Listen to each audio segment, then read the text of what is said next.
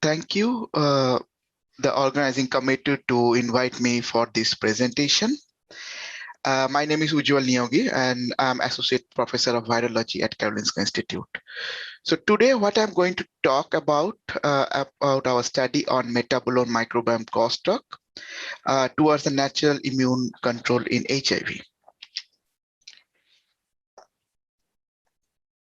So this is my disclosure. I don't have anything to disclose. So for today, I'm going to talk about our recent paper that recently accepted in Journal of Virology about the microbiome metabolome crosstalk. So in this paper, we used a cohort of elite controller that I'll tell you next what are those. And then we also went for the mechanistic studies. So what are these elite controllers? So the elite controllers are HIV positive individual who can keep the viral suppression for a prolonged period of time in the absence of any antiretroviral therapy. So as you see in this graph, so viral load goes up and then set point viral load come down. Some people rapidly progress to HIV, so that we call rapid progressor. And then some, they go little delayed and they are called normal progressor or progressors. There are one group of individuals, they are also called viremic controllers. So they can keep the viral load less than 1000 copies. But the elite controller, they can keep the viral load very low, and most of the time it's below detection limit. And their CD4 count is also very high over a period of long time. So they are very rare group of individual, and they are less than 1% of the HIV infected population. So what we started to unravel the elite control mechanism, so that might help us to understand the HIV pathogenesis, and then develop a novel cure strategy. So our hypothesis was that elite controllers can control the viral replication dynamics through their host-mediated mechanism. So I was fortunate enough to work with a Swedish elite control cohort, which was established by Professor Anders Unnerberg way back 2010. So these elite controllers are selected or choose from a Swedish in-care cohort, which is a national registry of around 6,000 HIV infected individuals who are under treatment. And we have the data from 1986. So in 2010, when this cohort was established, so we have two definitions as per the Eurocode definition. One is HIV positivity for more than 1 year and greater than 3 consecutive viral load, less than 75 copies per ml over a year. And all previous viral load is less than 1000 copies. So with this definition from the 6,000 patient, we are able to identify 15. And the second criteria was HIV positivity for more than 10 years and minimum 2 viral load measurement, of which of 90% are less than 400 copies. So with this definition, we found 4. So total 19 elite controllers out of 6,000 patients. And as you can see the viral load dynamics, so we collected sample sometime in 16 or 17, and all of them are below very low viral load at that time point. So we did extensive characterization of the Swedish elite controllers. Our first paper was shown that increased acetylcholine and physiological oxidative stress and inflammation profile, which is actually a unique signature HIV positive elite controllers, despite they are having HIV in the body. In our transcriptomics paper, we identified that cell surface receptor signaling pathway, program cell death, and respond to cytokine and cytokine media signaling seem to play coordinated role in elite control status that we published 2018. We also did microbiome characterization on those EC, and they resembles more like HIV negative controls. And then we also did luciferase immunoprecipitation system, which is against the 6 HIV fusion proteins like P24, GP41, reverse transcriptase STAT, integrase, and protease. But it says that there is a continuous viral expression with a limited concomitant release of the extracellular virus. However, all of our study shows that EC is a very heterogeneous population and there is no single mechanism of elite control exist.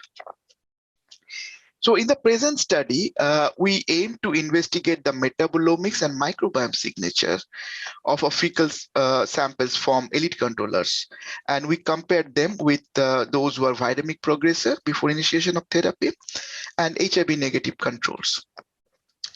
And then we analyze the correlation between fecal metabolic perturbation and elite control status, because this is an association study, not a causality. Second, we explored the specific metabolite that could potentially be used as a biomarker and whether there is any role in the elite control status. So for this study, we have 3 cohort. We have 14 elite controller in this study. We have 16 viremic progressors and 12 HIV negative control. We got fecal material, 10 mg of dried material was divided into 2, one for metabolomics and one for 16S microbiome. Then we also did mechanistic study, like whether some of the metabolite has any effect on viral replication and how that affects the bacterial community. So first thing, what we have identified more than 1,000 metabolite in the fecal microbiome profile. And when we compare between elite controllers and healthy control or viremic progressor or healthy control, we saw different level of changes in the metabolite abundance. But interestingly, if you see this plot, this principal component analysis, all the elite controllers came together. So this is one of the feature what we have observed that we have not observed in earlier omics studies. So this is a nice expression of the metabolite compared between healthy controls. As you see, most of them are green. So green means they are lower abundance or similar abundance than as same as the healthy control. But strikingly, the dipeptide, they are all up in elite controllers.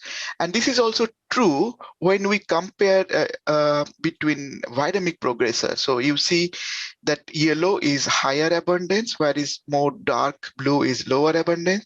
And most of the elite controller, except 3, has high abundance of dipeptide in their body. And they also have lower level of gamma-glutamyl amino acid. So this is one of the features that we identified in the as a signature in elite controls. Then we started looking into the dipeptide, because dipeptide actually was shown to act broad antimicrobial activity. So what we know about the dipeptide, that they are antibacterial activity, they are antifungal, and also there's a very old paper in 1999 that has shown the first protease inhibitor was based on a dipeptide. And also there's a study in 2016 that they synthesize and evaluate entry inhibitor. So we asked the question, can this dipeptide be used as an anti-HIV compound? So first we use computer stimulation and then try to identify all the dipeptide that was significantly enriched in fecal microbiota, and they are also present in the plasma metabolomics. So we saw that several metabolite can bind to GP120. So this binding energy is towards the GP120. We also tested that whether it can bind to other proteins, but we didn't find this kind of binding energy for any other protein. So most of the time it didn't bind. Then we use a technology called microscale thermophoresis, where we use the dipeptide, the amide form of the dipeptide, and the GP120 protein from a subtype B virus. And we have synthesized actually 12 dipeptide, which can be synthesized in a label that we can use for the lab. And from that, 4 dipeptide work very good. So it's VQ, WG, KL, and YG. So you can see they have a quite good binding efficiency, denoted as KD. And when we dock this with the GP120, so these 2 dipeptide worked very well and docked into the pocket of GP120 in the same place where there is a binding with the CD4. So this WG dipeptide is go and bind to a place where the CD4 binding molecules are W and S, that is serine, and it goes inside and bind and stop the inhibition. Then we looked into the in vitro assay. So in the in vitro assay, we grow the cells, the TZMBL cells, which is a reporter cell line, and we added dipeptide and the virus, and then we measure after some time. What we have seen, we have used actually two viruses, CCR5 tropic viruses, that is JRFL, and the X4 tropic, CXCR4 tropic, NL43. What we have seen, the VQ and WG has both effect on the CCR5 tropic viruses, but the VQ does not have any effect on NL43, that is R4 tropic virus. But WG has an effect on R4 tropic virus, but lower than the CCR5 tropic viruses. As these metabolites are observed in the fecal material, so we also did fecal microbiome signature in EC. And what we observe, there is Prevotella enrichment in elite controller compared to healthy control, and Bacteroides is there's a Bacteroides was also come down.